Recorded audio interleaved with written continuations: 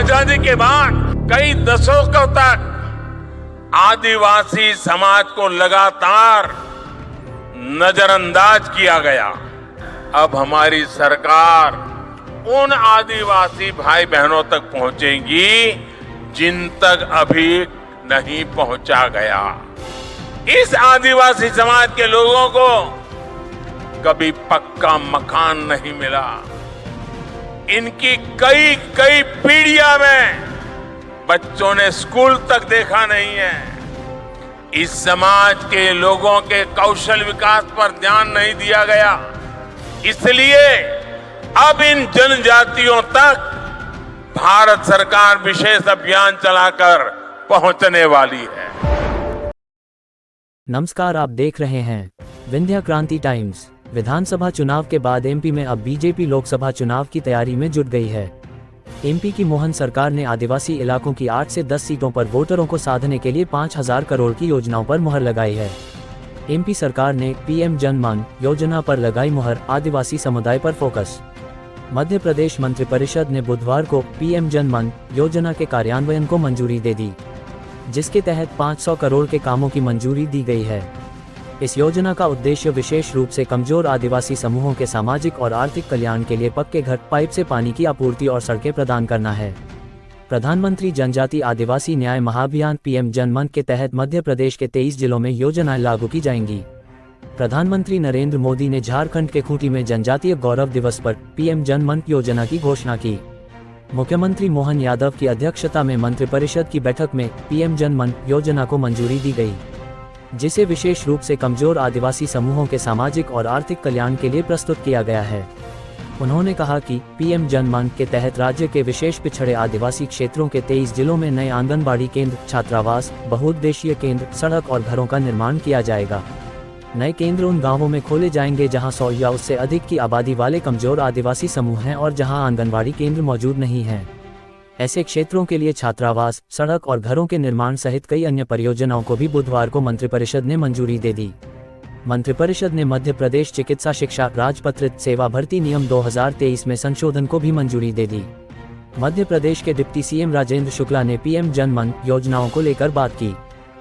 ये अलग अलग छात्रावास के निर्माण किए जाएंगे आने वाले 3 वर्षों में। इस कार्य में कुल 384.6 करोड़ रुपए व्यय होगा, जिसमें से 60% भागीदारी भारत सरकार की होगी और 40% राज्य सरकार की होगी। राज्य शासन ने आज कैबिनेट में अपनी भागीदारी को सुनिश्चित करने के लिए अलग से बजट लाइन खोले जाने हेतु और इस पूरे राशि को मंजूर करने के लिए मंजूरी दी है। केंद्र विशेष पिछड़ी जनजाति क्षेत्रों में 11 गतिविधियों के लिए बहुउद्देशीय केंद्रों का निर्माण होना है। इन केंद्रों की कुल लागत 75 करोड़ रुपए प्रति केंद्र है। इससे हम अंदाज लगा सकते हैं कि कितना बड़ा इंफ्रास्ट्रक्चर उन क्षेत्रों में बनाए जाने की योजना है। 100% वित्तीय सहायता भारत सरकार देगी इन केंद्रों को बनाने में जो भी खर्च आएगा। प्रत्येक केंद्र निर्माण के 2200 वर्ग फीट भूमि की आवश्यकता होगी। इसमें से 1605 वर्ग फीट भूमि पर भवन का निर्माण होगा और भूमि आवंटन का कार्य जिला कलेक्टर करेंगे। मध्य प्रदेश में 284 केंद्रों के निर्माण का प्रस्ताव भारत सरकार को भेजा गया है। इसमें से 125 केंद्रों की स्वीकृति भारत सरकार द्वारा मिल गई है और इस मंत्रिमंडल की स्वीकृति के बाद इस पर तेजी से काम शुरू होना है। विशेष पिछड़ी जनजाति बाहुल क्षेत्रों में सड़क निर्माण के लिए भी प्रस्ताव लाया गया। प्रधानमंत्री ग्राम सड़क योजना के जो मापदंड हैं उसके अनुसार सड़क बनाई जाएगी। पिछड़ी विशेष जनजातियों की 100 तक की जनसंख्या वाले गांवों को भी पक्की सड़क से जोड़ा जाएगा। अभी तक प्रधानमंत्री सड़क योजना 250 तक की जनसंख्या को जोड़ने का रहा है, लेकिन इस योजना के आ जाने से प्रधानमंत्री जनमन से ये फ़ायदा है कि 23 जिलों के ऐसे पिछड़ी जनजाति क्षेत्रों में अब 100 तक की भी यदि जनसंख्या है तो प्रधानमंत्री सड़क से वहाँ पर सड़क बनाई जाएंगी। कुल 981 संपर्क विहीन बसाटों में 2403 किलोमीटर लंबाई के 978 मार्ग एवं 50 पुल बनाए जाने का लक्ष्य है। अपने आप में बहुत बड़ा काम है कि उन इलाकों में जो सुदूर संपर्क विहीन रहे हैं वहाँ पर हम 2403 किलोमीटर की सड़क बनाने का काम इस जनमन योजना के अंतर्गत अब मार्ग प्रशस्त हो जाएगा। इस कार्य में 3 वर्षों में 2454 करोड़ रुपए का निवेश किया जाएगा। मतलब लगभग हर वर्ष 800-900 करोड़ रुपए सड़क पुल में खर्च किए जाएंगे। विशेष पिछड़ी जनजाति बहुल क्षेत्रों में आवास का भी इसी प्रकार से, जैसे हमने आंगनबाड़ी केंद्र की बात की, फिर मल्टीपर्पज़ केंद्रों की बात की, फिर सड़क पुलियों की बात की, और अब इसके साथ ही वहाँ पर रहने वाले आदिवासी के मकान यदि प्रधानमंत्री आवास से स्वीकृत नहीं किए हैं तो उसको भी मिशन मोड में स्वीकृत किए जाएंगे। प्रति हितग्राही आवास निर्माण के लिए 2 लाख रुपए दिए जाएंगे। इसके अलावा मनरेगा से अकुशल श्रमिकों की 90-95 दिवस के बराबर 27,000 रुपये की राशि तथा स्वच्छ भारत मिशन से शौचालय निर्माण के लिए 12,000 रुपये की राशि दी जाएगी। मध्य प्रदेश में 1 लाख से अधिक लक्षित हितग्राही परिवार इससे लाभान्वित होने वाले हैं। सड़क एवं आवास मिलाकर 4,604 करोड़ रुपए का बजट प्रावधान किया जा रहा है। 4,604 करोड़ अपने आप में एक बड़ी राशि की स्वीकृति आज मंत्रिमंडल ने दी है। इसके अलावा आगर मालवा में एक नया विधि महाविद्यालय खोलने की स्वीकृति प्रारंभ करने का निर्णय लिया है। मंत्रिमंडल ने 30 नए पदों के सृजन की स्वीकृति दी है। कॉलेज की स्थापना पर 2 करोड़ 19 लाख रुपए से अधिक का आवर्ती और अनावर्ती व्यय होगा। कॉलेज के लिए पृथक भवन का निर्माण किया जाएगा। इसके लिए अलग से राशि का प्रावधान किया जाएगा। चिकित्सा शिक्षा भर्ती नियमों में संशोधन का भी एक प्रस्ताव मंजूर हुआ है। अगले 5 साल के लिए जो पदोन्नत से भरे जाते थे प्रोफेसर्स के, उसको अब सीधी भर्ती से भरा जा सकेगा, क्योंकि हम 5 नए मेडिकल कॉलेज इसी सत्र में शुरू करने जा रहे हैं। सिवनी, श्योपुर, नीमच, मंदसौर और सिंगरौली, ये नए जो शासकीय मेडिकल कॉलेज शुरू होंगे।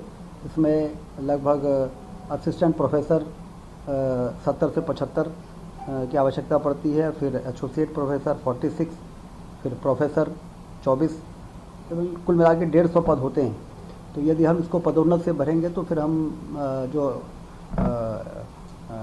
एनएमसी की जो मान्यता है कि तत्काल इन पदों को भरना चाहिए, तो ये आवश्यक संशोधन इसलिए लाया गया कि हमारे मेडिकल कॉलेजेस शुरू हो जाएं 5 वर्षों के लिए, और हम सीधी भर्ती से उन पदों को भी भर लेंगे जिन पदों को पदोन्नत के पदों से के माध्यम से भरा जाता था। तो ये स्वीकृति संशोधन नियमों में आज मंत्रिमंडल ने की है। विद्युत वितरण लाइसेंस में संशोधन किया है। हम सब को मालूम है कि मुहासा बाबई एक बड़ा इंडस्ट्रियल एरिया हम लोगों ने डेवलप किया था पिछली सरकार में। अब उसमें डिस्ट्रीब्यूशन लाइसेंस MPIDC को, औद्योगिक विकास निगम को जो दिया गया था, वो 1678 एकड़ में डिस्ट्रीब्यूशन लाइसेंस दिया गया था। और इस पार्क में विद्युत, पवन ऊर्जा, सौर ऊर्जा के उपकरण बनाए जाएंगे। उसका मतलब बिजली ऊर्जा और नवकरणीय ऊर्जा के उपकरणों के निर्माण का काम उस इंडस्ट्रियल एरिया में होना है। तो अभी जो भारत सरकार से स्वीकृति मिली है वो 371 करोड़ रुपए का अनुदान भारत सरकार ने दिया है ऊर्जा उपकरण निर्माण क्षेत्र की स्थापना के लिए। जो भी इंफ्रास्ट्रक्चर वहाँ पे बनना है, जिसमें बहुत से काम होने हैं, जिससे कि वहाँ पर इस प्रकार की जब इंडस्ट्रीज आए तो उसके टेस्टिंग से लेके हर तरह के लैब वहाँ पर उपलब्ध हों। तो वो जो डिस्ट्रीब्यूशन लाइसेंस था, वो जो बहुत बड़े एरिया में था, उसको अभी संशोधन करते हुए सीमित किया गया है और 227 और 237 एकड़ के लिए वो संशोधन एक लाया गया है। बाद में नियामक में जाके उसको फिर वेटिंग कराई जाएगी, अप्रूवल कराया जाएगा। तो ये भी एक हुआ है। इससे हमारा जो इंडस्ट्रियल एरिया है उसमें निवेश आना तेज़ी से शुरू हो पाएगा। तो ये निर्णय हुए हैं।